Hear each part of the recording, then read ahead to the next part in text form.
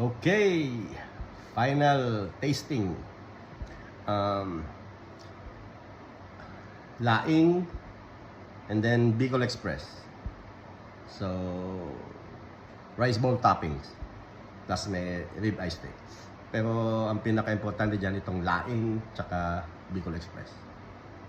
Available pala bukas. Okay, tikman natin. Laing muna.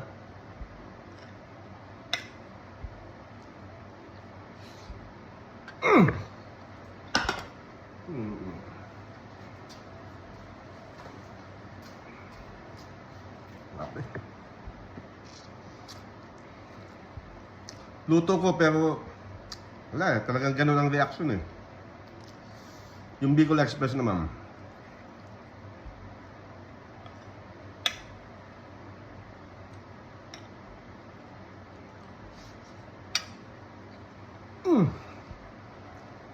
Huling-huli. Nahuli ko, panlasa ko. Grabe.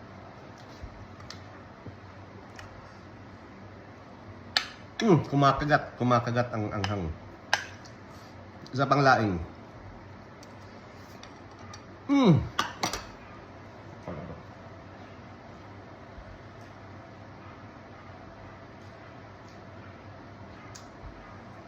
I miss you, Mom. Maalala nyo nanay nyo. Try it.